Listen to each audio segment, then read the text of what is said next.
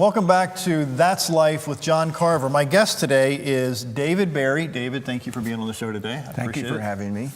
Several weeks ago, my son Tim and I were at a local high school, and Tim was walking around doing some magic tricks for quite a few people. And we were up on the second floor of this local high school, and we walked past David's. He had a booth there, and Tim did a couple of tricks for David and his wife, and some other people came by and was watching Tim do some tricks. And I noticed David's booth. His organization is called it's called Dad's Works. And this organization helps dads, obviously. And in my world, in my life, I found that a lot of people think that dads have to have everything all together, and we have to have all our ducks in a row, and dads are not supposed to ask for help. So I wanted to invite David here to kind of share some stories of some people that he has helped and his organization have helped, to let you see that you're not alone in your own struggles if you're a dad or you know of a dad. So again, David, thank you for being on the show today. Thank you. Really appreciate the time. Thank you very much. I'm glad to be here. Great. If you could begin by sharing your journey, just pieces of your journey, how you became involved and created this organization that helps dads. Sure. I'm married. My wife's name is Diane, and I'm David. We're married now 35 years, 35 and a half years. So we're happily married, and we have two children. We have a daughter first and a son second. So we've enjoyed the normal American life of having a home, having two children, a cat and a dog, and everything was going well. And it was going well. Then I took on a responsibility of pastoring a small church in Pennsylvania. And that's when I began to realize there was some issues going on in men's lives. I realized that just because a person has children doesn't necessarily make them a good father. So I began to work with the men in ways to encourage them to be just great men. I believed in the principle that if we could build strong families in our church and in the home, it would spread out into the community. And that's what launched me into working with men and pursuing these ideas of helping men be the best dads that they can be. So when you saw this opportunity, you must have had friendships or had people in the church or saw people in the community who were struggling that kind of created a why in your life to have a passion to minister or to help or to coach these dads. What was that one thing or two things that really jumped out to you and said, wait a minute, these guys need help? Yes. So fathering is a difficult challenge. I submit for your consideration that just fathering or being a parent to your children may be one of the most difficult things you'll ever do.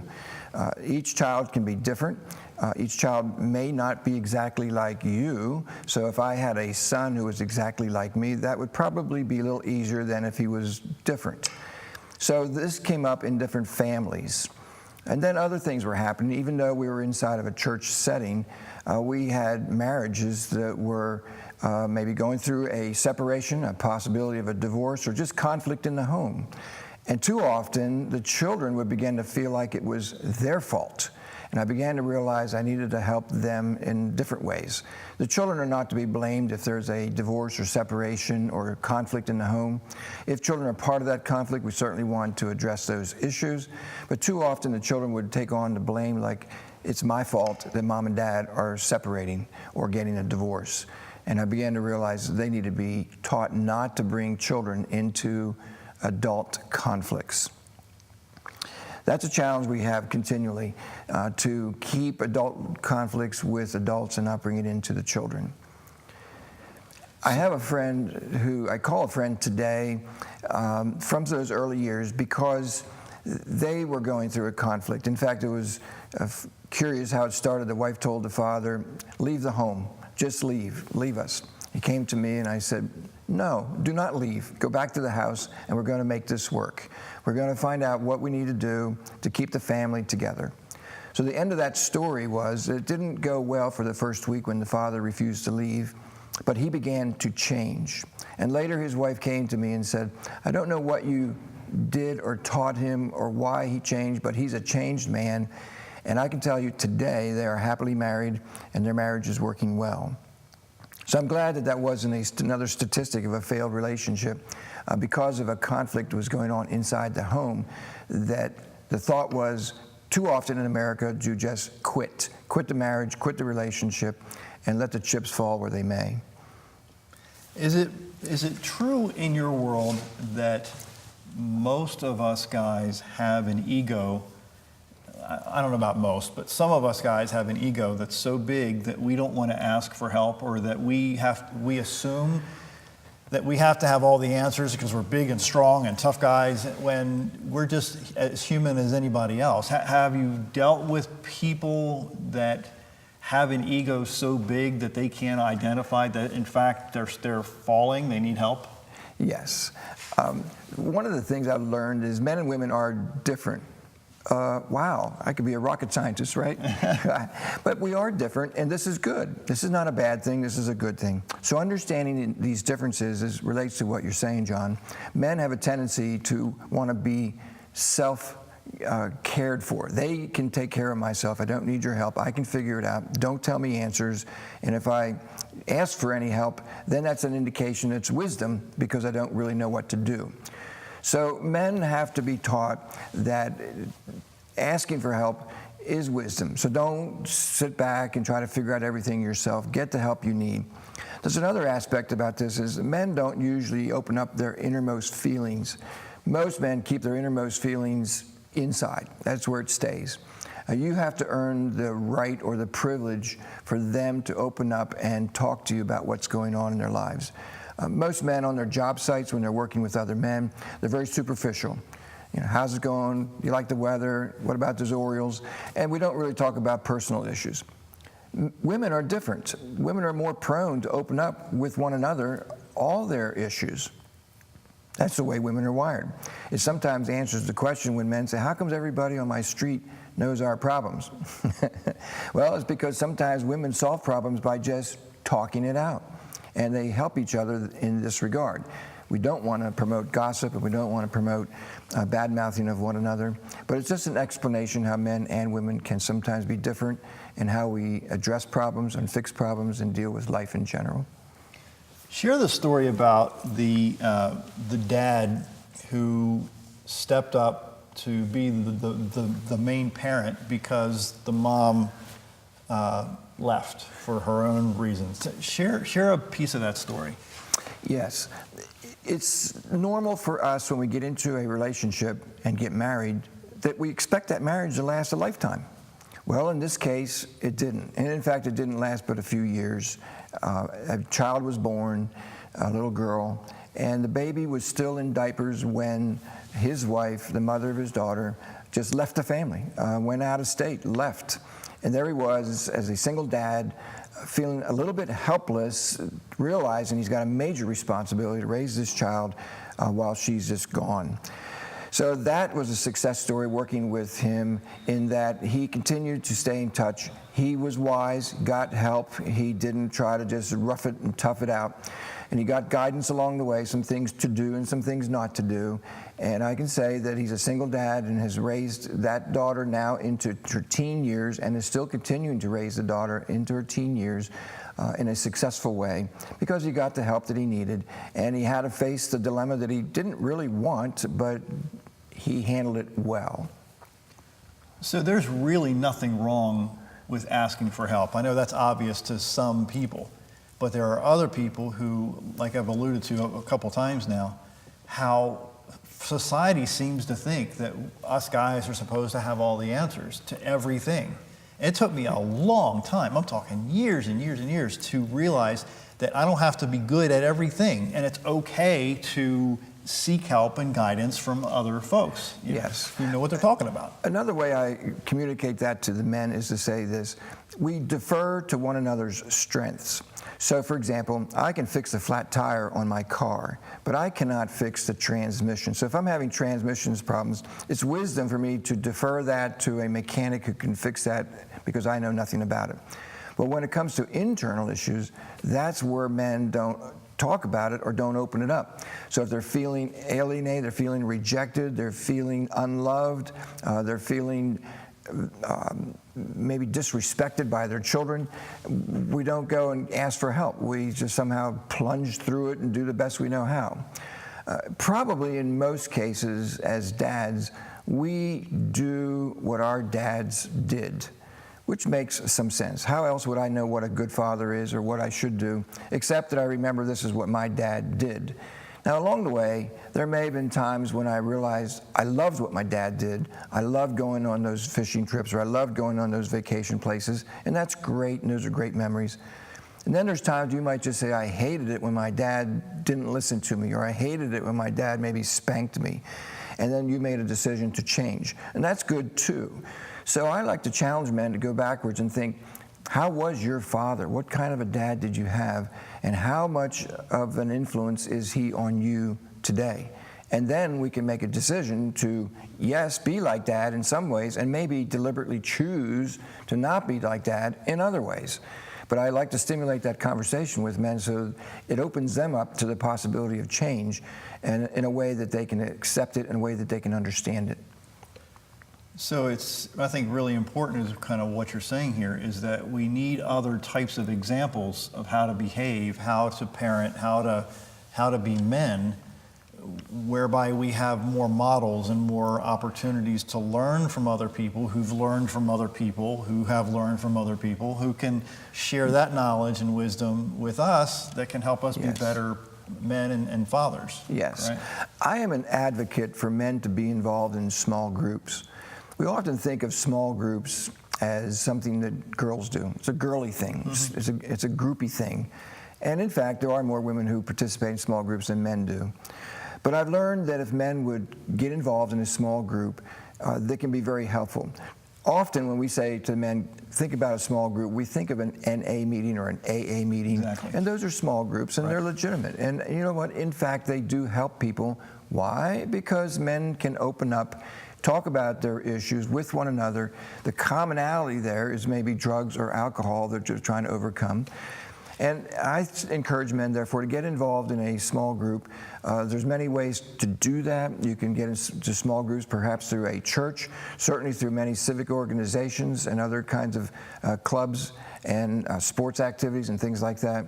But if it's going to be just going to an activity and all your focus is on what the activity is, you may miss out on the real blessing or the benefit of a small group to develop a close friendship with somebody and have somebody that you can bounce your real, genuine feelings with without being rejected or laughed or mocked.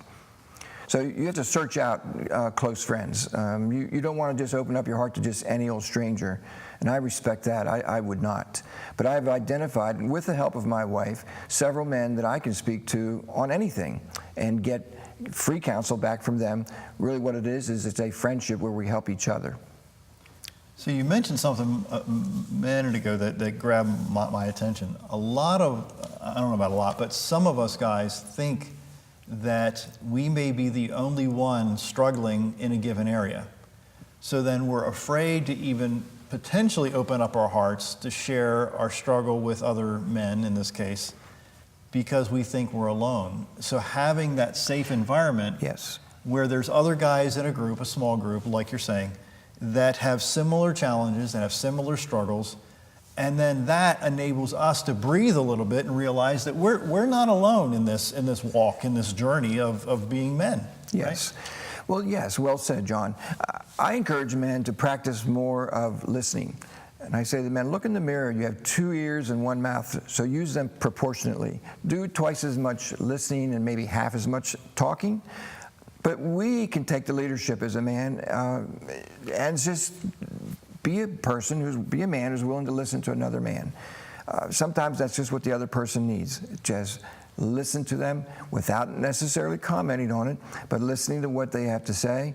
And if they ask you for your opinion, then certainly share it. But what men often need is somebody who will listen to them. We keep it too often, too much suppressed down inside, and we need a place where we can vent it and say it. And what men will do is, if there's a feeling of safety where I can open up and share my inner being with somebody, then they will. Men will open up, but they won't do it unless they're feeling safe and secure in doing such a thing. You do not want to embarrass him, because he'll never open up again. It's a little secret to a successful marriage. For sure. Don't embarrass your guy. Yeah. Bad news.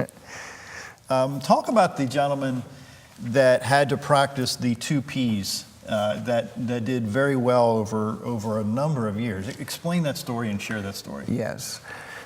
Patience and perseverance. And it can be perseverance first and patience second. But along the way, I tell men you need both, patience and perseverance. So an illustration of this gentleman that I am a friend with, he was surprised when he came home from work one day and found the house empty. At first he thought maybe the house was robbed, until he started walking around the house, and he quickly realized everything was there that belonged to him, but nothing was there that belonged to the children or to his wife. And he realized instantly at that point she left. And in fact, she left and moved out of state. It was a very difficult situation. So at great expense to himself, which was the perseverance, he began to have weekends with his children out of state, at great expense to get there, stay in a motel, created a house out of a motel room so he could give the children some semblance of normalcy, and did that for 10 years. 10 years later, because he persevered in that with a lot of patience, I'll leave the incident out of the story, but the whole situation reversed, and now this father has custody of his children and is fulfilling the remainder of their childhood lives, raising them into their teen years, getting their driver's license and things like that. But it took a lot of patience. 10 years is a long time to persevere and to be patient and be traveling out of state every other weekend or once a month, whatever his finances could bear, to have that time with his children. He refused to be the long-distance dad who was not involved. And we could certainly be a long-distance dad involved by telephone or even texting and emails, Facebooking and other ways. But he wanted the real, genuine touch and face-to-face. That was the touching of his children, hugging of his children, not just a picture. And I salute him for this. It took tremendous patience in that case. And another friend of mine had a similar start, where the children were gone, the wife left, and for a whole year he didn't know where his children were. And then I began to work with him to find the children. He indeed found the children and began to work with him to reconnect with his children, which took a little patience and some perseverance. And in that case, with some practice in communication skills and some relationship skills, that family's totally reversed. Now the mother of the children and he are friends, although they are divorced, and they're co-parenting together to raise their children without the conflict that was between them. And that's a success story in that regard as well. So there are so many situations, it seems, that even though, at least on the front end, things look hopeless and relationships look hopeless, or family structures seem hopeless and not repairable, there are ways in some form to reconnect and bring people together, at least in some form. Maybe they don't want to stay married, and I get that. But there are ways that maybe some of us guys don't know about that can bring some semblance of normalcy into a family, right? Yes. I encourage men to take the high road. Sometimes the men will tell me, my ex is a witch. And I'll say, I'm not going to debate that issue with you, but regardless of her, you do what's right. You take the high road, and you be the best dad you can be, and treat your children in such a way that you keep them out of it. A friend of mine was struggling with that. He was so bitter, so angry that his wife kept the children away from him for a long period of time. He went to court, etc. He was ordered to pay child support to her for the children, and his attitude was, I'm not going to do it. You don't let me see the kids, you're not going to get any money from me. Well, legally, you can't do that. And so I won't go down that road, but to say this, that I had to convince him that the money that he was giving to the mother of his children was indeed being used to help the children. They had food in their belly, clothes in their back, a roof over their heads. And so it took a change of attitude and a change of heart to pay the child support, pay all his arrearages, and I consider that a success because he didn't make the children the innocent victims. He had to change his thought process on that and realize that his money was helping them, even though it looked like he was getting revenge for not having his way. So we had to reroute his thinking on that and saying that's not the way to handle the problem. So reframing a situation can literally change the way you behave in a situation when it comes to us guys, and also the people in our families. Because the way you see things, the way we see things, the way we portray other people in our lives can have a detrimental effect, either on the bad side or the good side, depending how we view things. Is that fair to say? It is fair to say. I alluded to the idea of the anger in the father of the case I just referred to. And that creeps into our emotions a lot when we have those kinds of situations going on. Right. So working with men and trying to teach anger management, there's a phrase I like to use. What used to say was to men, let it go. You have to let it go and let it go. And I realized I was helping some men, but there are other men who were not getting it. And I began to be on a quest, what's a better way to communicate this? And I realized a better way to communicate that is to say, men, take that anger and set it aside. Now, men sometimes live like a waffle. We have everything in a box. And that is easier for a man to do, is to set it aside and deal with it at another time or a more appropriate time or a time when he's not so angry, etc. But to say let it go was impossible. It's in my mind. I can think about it all the time. I can't just let it go, or letting it go might imply to them that they're right and I'm wrong. And I said, you have to learn to forgive, set it aside. We want to work on the relationships that we can to the best of your ability. Certainly do what's right, do right by your children, and do right by the relationship so much as it depends on you.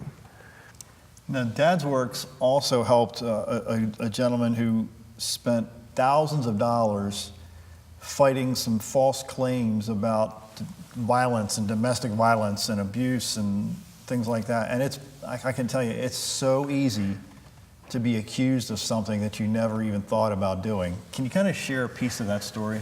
I can. Being accused of things that you're innocent of makes all of us very angry. And it often leaves us feeling victimized, so we don't know how to fix it or make it right. So we don't want to do the personal retribution process. I encourage men, therefore, take it to the courts, work it out legally. So in this case that we're referring to, yes, this father was charged with various things like child abuse, child neglect, second-degree assault, second-degree violence, and these sort of things, and would have to hire an attorney to defend himself, and he successfully defeated several of these, maybe 4, before the wife stopped and before the courts realized this is something else going on here. It's often used as a leverage to get custody of the kids. That's the wrong way to go about it. If there's genuine domestic violence, my heart is sympathetic. But to use that tool to leverage custody of the children is wrong. It needs to stay in custody court. And I'm pleased that in a case, several cases actually, in Carroll County at least, some judges have seen through this and have dismissed protective orders from that standpoint and said this is not a genuine protective order. Take it to custody court. That's what you've got going on here is a family battle. Now, as we wind up our show today here with David Berry, Dad's Works is an organization that's committed to helping men and dads and their families. And you can tell that David's passion is really for dads. And I think it's really cool to have an organization like this, that their number one goal is to lift men up, to give men hope, to give them a sense of why, to learn not only from David, but from other dads who've gone through some similar struggles. So your journey from pastoring to seeing these guys struggling to now helping hundreds of men, that's pretty cool. That's pretty amazing. I find great fulfillment if one man this week is helped by something that I do, something I say, or some process, then it's a successful week. The idea of men helping each other is very, very important. I said it before, and having groups, small groups, and support. So I like to connect the men with one another and to be a support to each other. Change the culture of men just alienating themselves and not getting the help that they could benefit from is very, very important. And I also want to say it's important that we understand we're not anti-mothers or women. It's not to put women in any category of that sort at all. I'm happily married to my wife for 35 and a half years, and a successful marriage is priceless. So that's a goal that I think we want to encourage. We encourage, my first response to all the men is working towards reconciliation. It's only when reconciliation fails that we go to step 2, 3, and other steps to keep men connected with their children. If you want more information about David Barry, you can simply go to dadsworks.org, again, dadsworks.org, and just see what he does. It's mind-blowing how he's been able to help families and dads live better lives. So, David, thank you for being on the show. I greatly appreciate it. Thank you, John. Guys, thanks for watching That's Life with John Carver, and we'll see you again real soon.